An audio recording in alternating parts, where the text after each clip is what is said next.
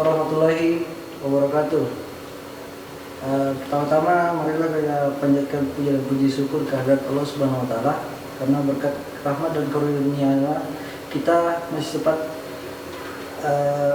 mengerjakan tugas yang telah diberikan oleh dosen kita. Dan tak lupa pula salam dan taslim pada junjungan Nabi Allah Subhanahu wa taala, para junjungan Nabi Allah Subhanahu wa taala yang telah membawa kami dari alam kegelapan ke alam yang terang benderang sehingga kita tidak salah jalan dan mengambil yang kesesatan. Pertama-tama saya akan memperkenalkan diri saya. Nama saya adalah Aditya Marta Pratama dari PTK 01 2012. Dan kami akan mempresentasikan tentang sistem distribusi. Di mana sistem distribusi adalah sekumpulan komputer otonom yang terhubung ke suatu jaringan, di mana bagi pengguna sistem terdistribusi lihat sebagai satu komputer. Maksud komputer otonom adalah walaupun komputer tidak terhubung ke jaringan, komputer terus tetap dapat bekerja dengan menjalankan sistem terdistribusi. Komputer dapat melakukan koordinasi aktivitas berbagai sumber daya, hardware, software, dan data. Dengan definisi di atas, maka internet sesungguhnya bukanlah suatu sistem terdistribusi, di mana sistem terdistribusi dapat diaplikasikan dapat jaringan tersebut. Tugas terdistribusi, bagaimana www dapat menjadi contoh dan resource sharing dengan teknologi client server. Sistem distribusi, protokol adalah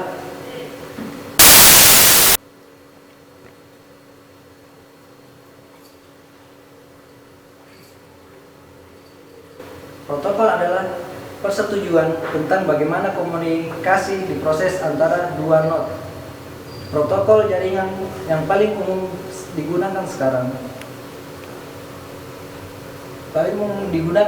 ini adalah protokol dengan jaringan berbasis IP atau internet protokol yang mendukung WWW. Ini adalah protokol jaringan berbasis IP atau protokol yang mendukung WWW. 1. Protokol TCP/IP. Protokol TCP/IP memberikan dukungan jaringan untuk menghubungkan seluruh tempat dan host serta mengikuti aturan standar tentang bagaimana komputer berkomunikasi dan bagaimana jaringan-jaringan diinterkoneksikan. Protokol TCP/IP mengikuti model konsep 4 layer yang dikenal sebagai model Department of Defense atau bisa disebutkan sebagai DoD. Application, Transport, Internet, dan Network Interface. 2. Protokol multimedia dan QoS. Pada sistem multimedia terdistribusi dibutuhkan protokol jaringan yang mengaturnya, yaitu jaringan komputer, seperangkat komputer otonom yang secara eksplisit terlihat, secara implisit teralamati, dan terhubung satu sama lain. Tipe jaringan komputer, Local Area Network, atau bisa juga disebut dengan sebagai LAN, jaringan kecepatan tinggi pada suatu lingkungan lokal tertentu. Metropolitan Area Network, atau bisa disebut dengan MAN, jaringan kecepatan tinggi untuk node yang terdistribusi dalam jarak jauh, biasanya untuk satu kota atau suatu daerah besar. Wide Area Network atau WAN, komunikasi untuk jaringan yang sangat jauh, contoh internet.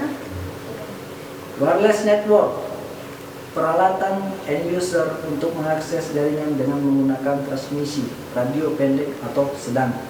Dan ketiga, Hypertext Transfer Protocol, itu HTTP. biasa juga disebut sebagai HTTP. Ini adalah protokol yang digunakan untuk mentransfer dokumen dalam World Wide Web atau bisa disingkat WWW. Protokol ini adalah protokol ringan, tidak berstatus dan generik yang dapat dipergunakan sebagai berbagai macam tipe dokumen.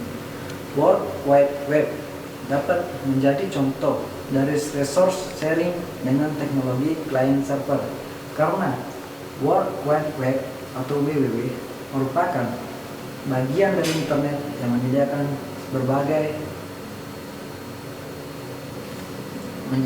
berbagai jenis resource yang dapat ditampilkan oleh pengguna. Untuk World Wide Web atau WWW ini, pengguna harus menggunakan perangkat lunak, software, yaitu web browser yang dilengkapi dengan kemampuan multimedia, misal Internet Explorer, Netscape, dan sebagainya. Selain itu, pengguna juga harus menentukan resource mana yang akan ditampilkan dengan memasukkan alamat internet yang disebut dengan URL, Uniform Resource Location. Contohnya www.yahoo.com, www atau World Wide Web, Yahoo, Facebook, dan lain sebagainya. Resource sharing keseluruhan seluruh dunia melalui internet berbasis pada teknologi HTML atau biasa disebut Hypertext Markup Language.